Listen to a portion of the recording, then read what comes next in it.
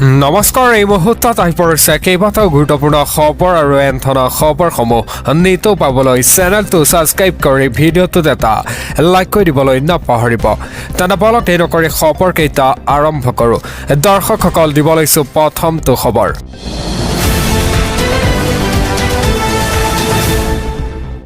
অসমবাসীক 20টা বৃহৎ গেৰাণ্টিৰে নিৰ্বাচনী ইস্তাহাৰ ৰাইজৰ দলৰ। খেতিয়কৰ পৰা যুৱ প্ৰজন্মলৈ কাৰ পৰা মাটিৰ পট্টা প্ৰদানলৈকে এটা কি বৃহৎ গেৰাণ্টি দিলে ৰাইজৰ দলে সবিশেষ জনাই আছোঁ আপোনালোকক। 20টা বৃহৎ গেৰাণ্টিৰে নিৰ্বাচনী ইস্তাহাৰ ৰাইজৰ দলৰ। জুবিন গাৰ্গক ন্যায় প্ৰদান কৰাৰ প্ৰথমটো গেৰাণ্টি। নতুনকৈ চাৰ্জশ্বীট প্ৰস্তুত কৰি দোষীক শাস্তি প্ৰদান কৰাৰ হ'ব। সকলো জাতি জনগোষ্ঠীৰ বৈধ নাগৰিকৰ সৈতে নতুন অসম গঢ়াৰ গেৰাণ্টি। বছৰৰ 12 মাহেই অসমত খেতি কৰিব পৰা ব্যৱস্থা কৰা হ'ব। প্ৰতিগৰাকী খেতিয়কক MSP প্ৰদান কৰা হ'ব। মহিলা বৃদ্ধ খেতিয়ক বিশেষভাৱে সক্ষম সকলোলৈ মাহে 3000 টকাকৈ দিয়া হ'ব। অসমত উৎপাদিত সকলো বস্তুৰ বজাৰ গঢ়া হ'ব। এটা প্ৰতিখন গাঁৱত উদ্যোগ খুলি নিবনুৱা সমস্যা সমাধান কৰা হ'ব। অসমৰ থলুৱা উদ্যোগী সুদবিহীন ঋণ দিয়া হ'ব। ৰাজ্য চৰকাৰৰ 100% চাকৰিয়ালক এতিয়া OPS প্ৰদান কৰা হ'ব। পুৰুষ মহিলাক বিনামূলীয়াকৈ দক্ষতা বিকাশৰ প্ৰশিক্ষণ দিয়া হ'ব। এটা আন্তৰ্জাতিক পৰ্যায়ৰ শিক্ষা দিবলৈ সকলো শিক্ষকক প্ৰশিক্ষণ দিয়া হ'ব। অসমত কা গ্ৰহণ কৰাৰ গেৰাণ্টি। এটা অসমৰ পৰা 100% বিদেশী বিতৰণৰ গেৰাণ্টিও প্ৰদান কৰে। অসমৰ চুক্তি 6 নং দফা ৰূপায়ণ কৰাৰ গেৰাণ্টি দিয়ে। বিনামূলীয়াকৈ হিতাধিকাৰীক মাতৃ পট্টা প্ৰদানৰ গেৰাণ্টি। চাহ শ্ৰমিকৰ মজুৰি বৃদ্ধি কৰাৰ হ'ব। এটা বানমুক্ত অসম গঢ়াৰ গেৰাণ্টি দিলে ৰাইজৰ দলে। 20টা বৃহৎ গেৰাণ্টিৰে নিৰ্বাচনী ইস্তাহাৰ ৰাইজৰ দলৰ। পৰৱৰ্তী খবৰ। চাকৰি হেৰুৱাব পাৰে কোম্পানীত কৰ্মৰত লাখ লাখ ভাৰতীয়ই। এটা ভাৰতক টাৰ্গেট যুদ্ধ বলিয়া ডনাল্ড ট্ৰাম্পৰ। 500% শুল্ক বৃদ্ধিৰ সিদ্ধান্ত এতিয়া চিলমোহৰ ট্ৰাম্পৰ। দিব লৈছে এটা ব্ৰেকিং নিউজ। সমগ্ৰ বিশ্বতেই সন্ত্ৰাস চলোৱা ট্ৰাম্পৰ টাৰ্গেট এতিয়া ভাৰত। এখন বিধায়কে চিন্তিত কৰিছে ভাৰতক। ট্ৰাম্পৰ বাবে চাকৰি হেৰুৱাব পাৰে লাখ লাখ ভাৰতীয়ই। ভাৰতৰ বিৰুদ্ধে কঠোৰ পদক্ষেপ আমেৰিকাৰ। 500% শুল্ক বৃদ্ধিৰ সিদ্ধান্ত এতিয়া চিলমোহৰ। ৰাছিয়াৰ পৰা তেল ক্ৰয় কৰাক লৈ শূন্য ডনাল্ড ট্ৰাম্প। চীন ব্ৰাজিল আদি ৰাষ্ট্ৰলৈও ভাবুকি প্ৰদান কৰে। এটা ৰাছিয়াৰ বিৰুদ্ধে নিষেধাজ্ঞা বিধেয়ক 2025ত অনুমোদন। ট্ৰাম্পে চহী কৰিলে বহু বিতৰ্কিত বিধেয়কখনত। এটা বিধেয়কখন আইনত পৰিণত হ'লেই বিপদ নিশ্চিত ভাৰতৰ। ভাৰতৰ ৰপ্তানি বাণিজ্যত পৰিব এটা ব্যাপক প্ৰভাৱ। দেউলীয়া হৈ পৰিব পাৰে বহু কোম্পানীও। এটা চাকৰি হেৰুৱাব ঔষধ বস্ত্ৰ কোম্পানীত কৰ্মৰত কৰ্মচাৰীয়ে। আমেৰিকালৈ ৰপ্তানি কৰা ভাৰতীয় সামগ্ৰীত বলৱৎ হ'ব অত্যাধিক শুল্ক। 500% পৰ্যন্ত শুল্ক বলৱৎ কৰিব পাৰিব আমেৰিকাই। পৰৱৰ্তী খবৰ। দিল্লীৰ ঐতিহাসিক জামে মছজিদত বুলডোজাৰ একশ্যন চলাৰ সম্ভাৱনা।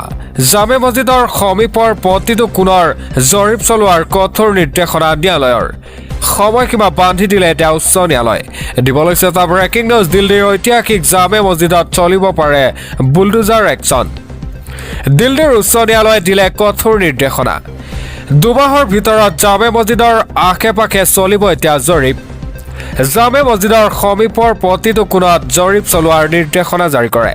এটা জৰীপত অবৈধ নিৰ্মাণ প্ৰমাণ হ'লেই চলিব বুলডোজাৰ একশ্যন। অবৈধ নিৰ্মাণ প্ৰমাণিত হ'লেই তাৎক্ষণিক ব্যৱস্থা গ্ৰহণৰ নিৰ্দেশ দিয়ে। মছজিদটোৰ গেট নম্বৰ 3, 5 আৰু 7ত বহু অবৈধ নিৰ্মাণ থকাৰ সন্দেহ কৰে। এটা দিল্লীৰ ঐতিহাসিক জামে মছজিদত চলিব পাৰে বুলডোজাৰ একশ্যন। দিল্লীৰ উচ্চ ন্যায়ালয়ে দিলে কঠোৰ নিৰ্দেশনা। 2 মাহৰ ভিতৰত জামে মছজিদৰ আশে পাশে চলিব জৰীপ। পৰৱৰ্তী খবৰ। অসমত হ'ব নোৱাৰে SIR। অসমৰ SIRক লৈ বৃহৎ মন্তব্য কৰে ৰকিবুল হুছেইনে। অসমৰ সংখ্যালঘুৱে প্ৰমাণ কৰিব নোৱাৰে নাগৰিকত্ব।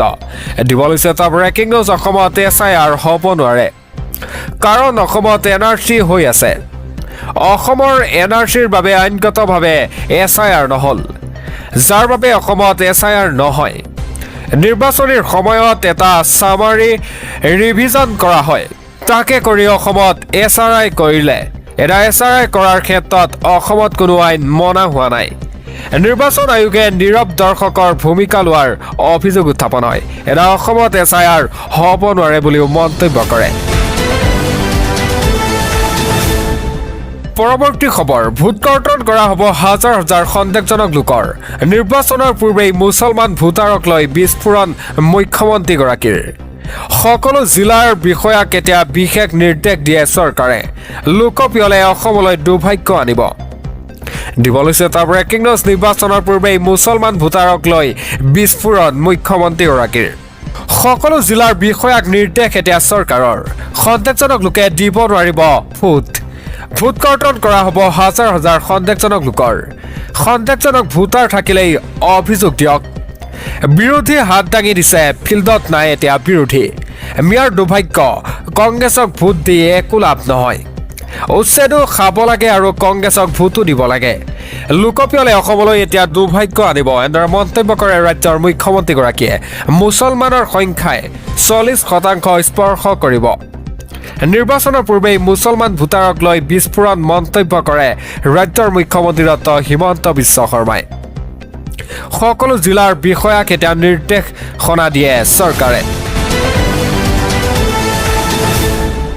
পৰৱৰ্তী খবৰ, এটা ব্ৰেকিং নিউজ আহি পৰিছে। স্বাধীনতাৰ পিছত দেশত প্ৰথমবাৰৰ বাবে হ'ব জাতিপিয়ল। এপ্ৰিলৰ পৰাই সুদীৰ্ঘ 16 বছৰৰ পিছত দেশজুৰি লোকপিয়লৰ ব্যৱস্থা। গৃহ মন্ত্ৰালয়ৰ ৰাজপত্ৰিত অধিসূচনা জাৰি কৰে। দেশৰ কোটি কোটি জনতাৰ বাবে এতিয়া ডাঙৰ খবৰ আহি পৰিছে। সুদীৰ্ঘ 16 বছৰৰ পাছত এতিয়া ভাৰতত হ'ব লোকপিয়ল। 1 এপ্ৰিলৰ পৰা চলিব এতিয়া সকলো ৰাজ্যৰ কেন্দ্ৰীয় শাসিত অঞ্চলত লোকপিয়ল। সুদীৰ্ঘ 96 বছৰৰ পাছত ভাৰতত হ'ব এতিয়া জাতিপিয়ল। স্বাধীনতাৰ পাছত পোনপ্ৰথমবাৰ বাবে ভাৰতত জাতিপিয়লৰ ব্যৱস্থা। 1 এপ্ৰিলৰ পৰা 30 ছেপ্টেম্বৰৰ ভিতৰত সম্পূৰ্ণ হ'ব লোকপিয়ল। দেশৰ গৃহ বিভাগে জাৰি কৰিলে ৰাজপত্ৰিত অধিসূচনা। এটা পোনপ্ৰথমবাৰৰ বাবে ডিজিটেলি লোকপিয়লৰ ব্যৱস্থা থাকিব দেশত। জনতাই নিজেই বিশেষ ৱেবছাইটত উল্লেখ কৰিব পাৰিব পৰিয়ালৰ তথ্য। শেষবাৰৰ বাবে 1931 চনৰ আগতেই দেশত হৈছিল জাতিপিয়ল।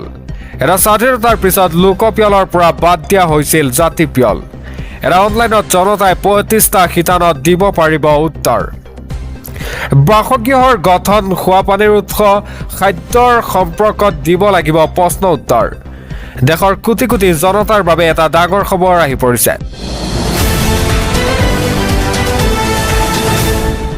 পৰৱৰ্তী খবৰ, বৰপেটাত ৰাজ্য কঁপোৱা ভয়ংকৰ ঘটনা। 13 বছৰীয়া হিন্দু কিশোৰীৰ লগত আলেপ ভূঞাৰ নিকৃষ্ট কাণ্ড। উত্তেজিত জনতাই জ্বলাই ছাৰখাৰ কৰিলে অভিযুক্ত আলেপ ভূঞাৰ বাসগৃহ। দিবলৈছে এটা ব্ৰেকিং নিউজ। বৰপেটাত সংঘটিত হৈছে ৰাজ্য কঁপোৱা ভয়ংকৰ ঘটনা। আলেপ ভূঞাৰ কামনাৰ বলি হ'ল 13 বছৰীয়া হিন্দু কিশোৰী। 60 বছৰীয়া আলেপ ভূঞাৰ ঘৰ জ্বলাই দিলে উত্তেজিত জনতাই। ফুৰিবলৈ যাওঁতেই ৰাস্তাৰ পৰা টানি নি জঘন্য কাণ্ড কৰে। এটা বৰপেটাৰ বাটগাঁৱৰ নয়াপাৰাত চাঞ্চল্যকৰ ঘটনা সংঘটিত হয়। ফুৰিবলৈ যোৱা কিশোৰীক মুখত সোপা দি টানি নিয়ে আলেফে। জোৰ জবৰদস্তি কৰি ৰাস্তাৰ পৰা ঘৰলৈ লৈ যোৱা অভিযোগ উত্থাপন হয়। এটা ঘটনাৰ পিছতেই পলায়ন কৰে অভিযুক্ত আলেপ ভূঞা। অভিযুক্ত আলেপ ভূঞাক নাপায় এতিয়া উত্তেজিত জনতাই আলেফৰ ঘৰত কৰিলে অগ্নিসংযোগ। দোষীৰ শাস্তিৰ দাবীৰে জংগী আন্দোলনৰ হুংকাৰ জনতাৰ। বৰপেটাত সংঘটিত হৈছে ৰাজ্য কঁপোৱা ভয়ংকৰ কাণ্ড। আলেপ ভূঞাৰ কামনাৰ বলি হ'ল 13 বছৰীয়া হিন্দু কিশোৰী। এইজনেই হৈছে আলেপ ভূঞা। 60 বছৰীয়া আলেপ ভূঞাৰ ঘৰ জ্বলাই দিলে এতিয়া উত্তেজিত জনতাই।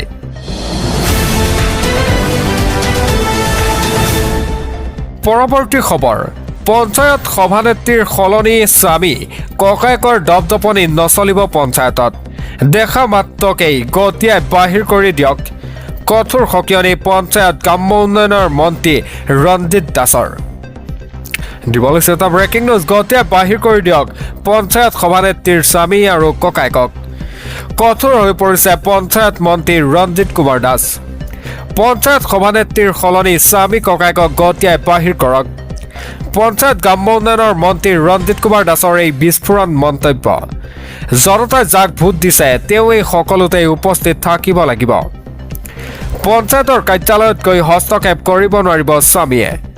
পঞ্চায়তে এতিয়া কঠোৰ হওক জনতা আৰু পঞ্চায়ত সদস্যসকল। প্ৰতিটো খণ্ড উন্নয়ন বিষয়াৰ কাৰ্যালয়লৈ নিৰ্দেশ প্ৰেৰণ কৰে, গতিয়াই বাহিৰ কৰি দিয়ক পঞ্চায়ত সভানেত্ৰীৰ স্বামী আৰু ককায়েকক। কঠোৰ হৈ পৰিছে পঞ্চায়তৰ মন্ত্ৰী ৰঞ্জিত কুমাৰ দাস।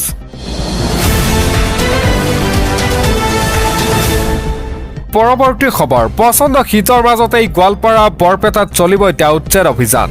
ৰাজ্যজুৰি উচ্ছেদ হ'ব 12 লাখ বিঘা মাটি। বেদখলকাৰীক সকিয়নি দি মুখ্যমন্ত্ৰীৰ এই ডাঙৰ ঘোষণা দিব লৈছে এটা ব্ৰেকিং নিউজ। বৰপেটা গোৱালপাৰাত আকৌ হ'ব বৃহৎ উচ্ছেদ অভিযান। দৰঙতো চলিব বেদখলকাৰীৰ বিৰুদ্ধে অভিযান। 20 লাখ বিঘা মাটি ৰাজ্যজুৰি বেদখলকাৰীৰ কবলত। তাৰে 1.5 লাখ বিঘা মাটিতহে উচ্ছেদ হৈছে। আজিও তেজপুৰৰ শোণিতপুৰত চলিছে উচ্ছেদ অভিযান। বাইহাটা তেজপুৰ সংযোগী ৰাষ্ট্ৰীয় ঘাইপথতো হ'ব এতিয়া উচ্ছেদ অভিযান। 4 লেনযুক্ত ঘাইপথ নিৰ্মাণৰ লগে লগে আঁতৰিব লাগিব এতিয়া বেদখলকাৰীক মাটি আবণ্টন দিয়াৰ কোনো ব্যৱস্থা নাই। এটা ভাৰতৰ নাগৰিকত্ব প্ৰমাণ হ'লেই চিন্তা চৰ্চা কৰা হ'ব বুলিও মন্তব্য কৰে ৰাজ্যৰ মুখ্যমন্ত্ৰী ডক্টৰ হিমন্ত বিশ্ব শৰ্মাই।